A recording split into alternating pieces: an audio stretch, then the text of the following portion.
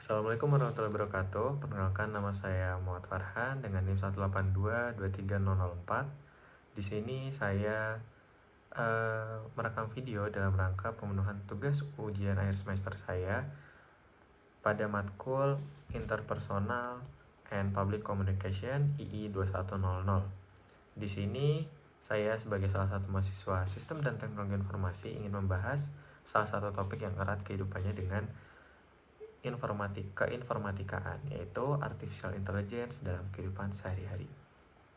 Pertama, jelas sekiranya kita perlu membahas tentang apa itu artificial intelligence atau yang sering lebih dikenal atau disebut dengan AI.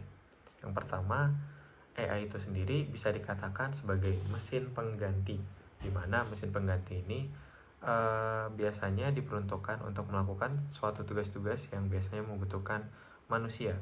Tugas-tugas yang biasanya disubstitusi ini tidak bisa semuanya untuk saat ini, karena biasanya tugas-tugas yang disubstitusi itu berupa tugas-tugas yang tidak membutuhkan olah rasa ataupun juga tugas-tugas yang biasanya bersifat simple ataupun sederhana. Contohnya apa? Yang pertama ada decision making, kedua ada problem solving, dan yang ketiga ada prediksi ataupun analisis prediksi. Nah, AI yang biasanya digunakan itu ada dua.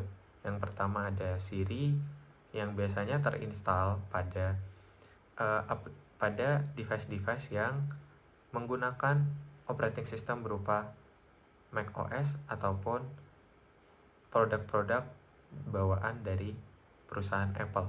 Dan yang kedua ada Google Assistant atau Gemini yang biasanya itu merupakan AI yang sudah terinstall pada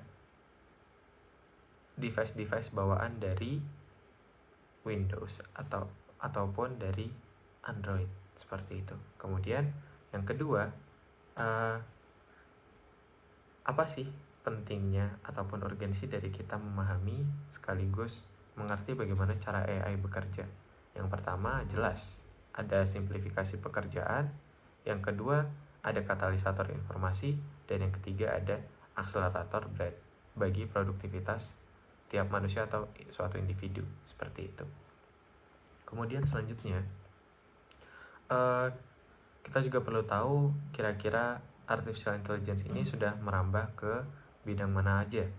Yang pertama, jelas ada asisten virtual. Seperti yang sudah disampaikan sebelumnya, asisten virtual ini sendiri biasanya membantu tugas-tugas yang sifatnya personal ataupun tugas-tugas yang sifatnya individu.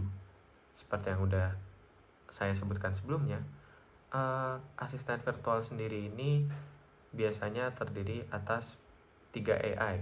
Yang pertama yaitu ada Siri, kedua ada Google Assistant, dan ketiga ada Gemini.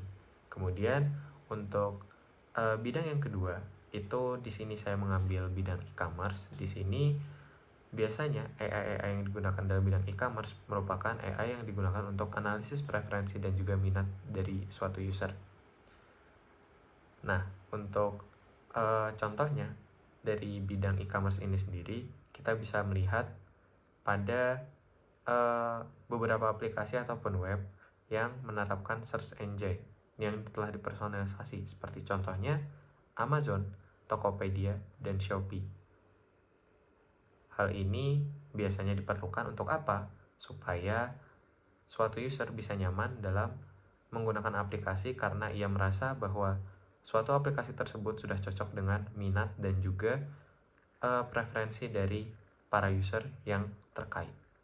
Kemudian untuk bidang yang ketiga, di sini saya mengambil bidang transportasi. Di bidang transportasi ini, AI yang digunakan biasanya merupakan AI yang menitik beratkan pada bagaimana cara mencari fleksibilitas dalam navigasi dan juga bagaimana cara mencari shortest path ataupun yang hal-hal yang biasanya berkaitan dengan efisiensi waktu. Contohnya, AI ini digunakan pada routing path pada aplikasi Google Maps dan juga suatu self-driving pada aplikasi Tesla yang dinamakan Full Self Drive atau FSD, seperti itu. Kemudian di bidang kesehatan, penerapan AI ini juga sudah sering dilakukan atau sering dilihat, di mana pada bidang kesehatan ini biasanya terdapat diagnosis penyakit dengan menganalisis riwayat data dari pasien pada sebelumnya yang telah dimasukkan ke suatu database rumah sakit terkait. Contohnya, AI yang digunakan di sini adalah AI yang digunakan untuk mendeteksi penyakit via citra medis yang telah disesuaikan atau telah disejajarkan dengan riwayat data pasien, seperti itu. Kemudian untuk selanjutnya, setelah kita mengetahui bagaimana implementasi AI dalam beberapa bidang, kita juga sudah seharusnya perlu tahu tentang apa aja manfaat AI. Di sini saya mengambil 3 manfaat utama dari AI yang sudah bisa kita rasakan ataupun sudah bisa kita lihat untuk beberapa tahun ke belakang. Yang pertama ada efisiensi waktu. Di efisiensi waktu ini biasanya AI yang digunakan sudah terspesialisasi untuk otomatisasi pekerjaan rutin, seperti contoh pada suatu data entry ataupun untuk pengolahan dokumen. Contohnya adalah biasanya perusahaan yang menggunakan AI untuk mengakses ribuan ataupun ratusan dokumen secara otomatis, yang dimana dengan begini perusahaan tidak perlu menyewa beberapa ataupun bahkan banyak sumber daya manusia yang digunakan hanya untuk mengolah data ataupun dokumen, sehingga pada akhirnya itu bisa terjadi penghematan ekonomis sekaligus juga penghematan tenaga kerja manusia dari segi waktu gitu. Kemudian yang kedua, manfaat AI itu sendiri ada, kita bisa lihat dari segi keamanan. Dari segi keamanan itu merupakan manfaat dari AI yang tidak kalah penting. Sebagai contoh, misalnya kalau misalnya kita pernah ke bandara, jikalau kita pernah ke bandara ataupun kita misalnya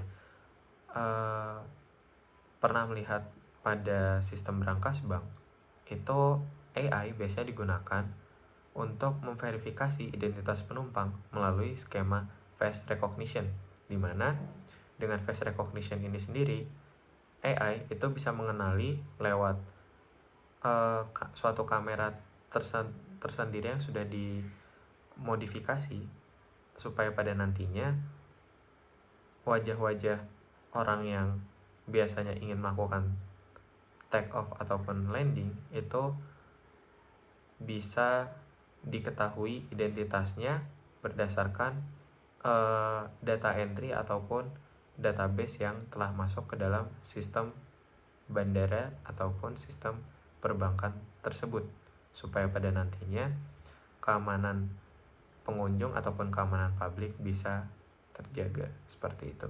Kemudian ada manfaat AI yang terakhir, kita bisa lihat dari segi aksesibilitas.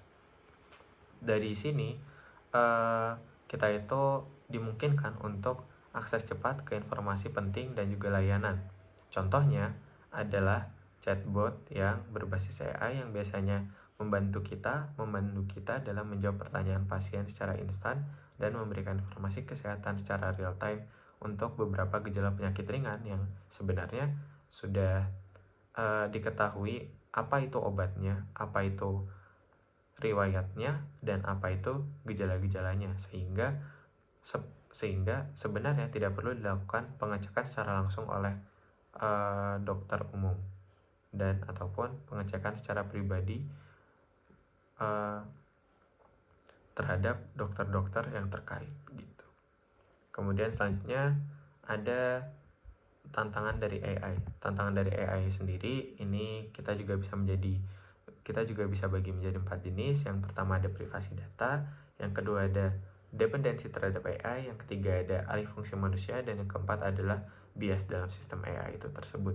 Yang pertama, privasi data. Hal ini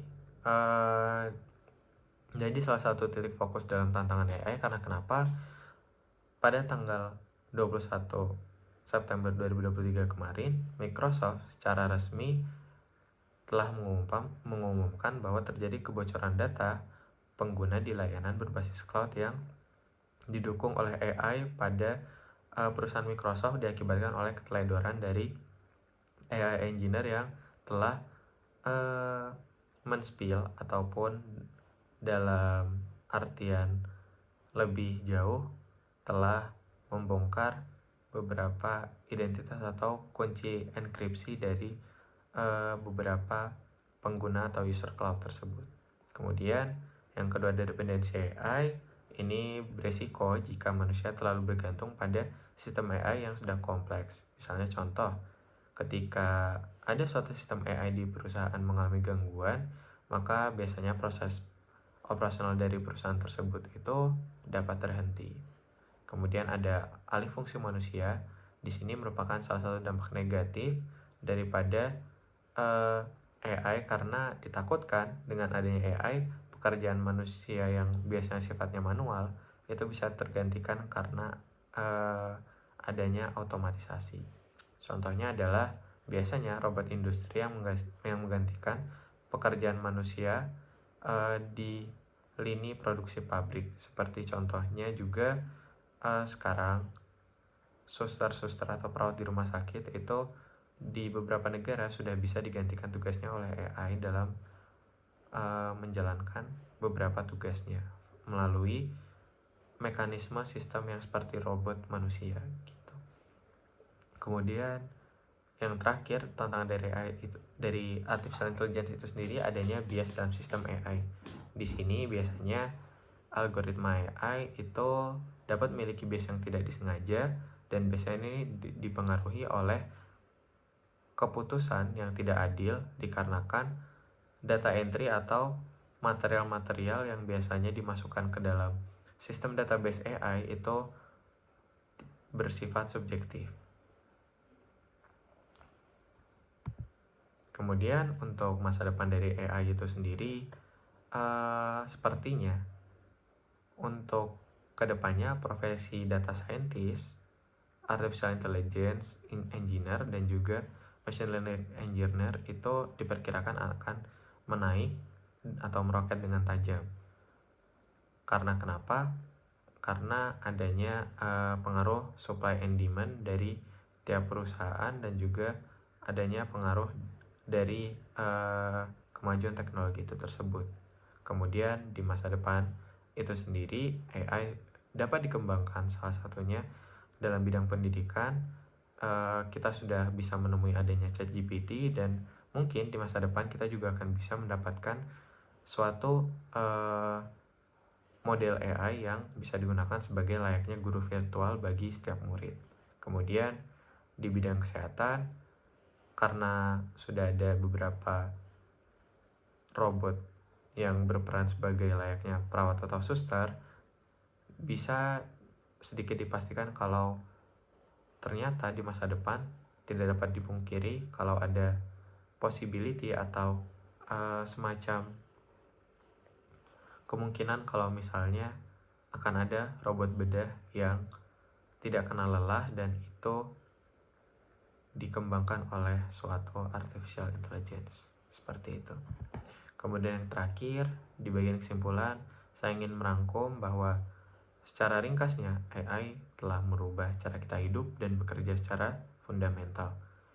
Teknologi ini bisa membawa manfaat besar, tetapi juga tentu saja memerlukan pengelolaan yang bijaksana layaknya pisau yang bermata dua. Kemudian untuk di akhir video ini, saya ingin kita semua untuk memanfaatkan AI dengan lebih bertanggung jawab untuk menciptakan masa depan manusia yang lebih baik. Baik, mungkin cukup sekian video presentasi yang bisa saya unggah.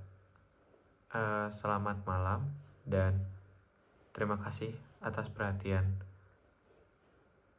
Bapak yang telah mau mendengarkan video saya. Assalamualaikum warahmatullahi wabarakatuh, dan sampai jumpa di video selanjutnya.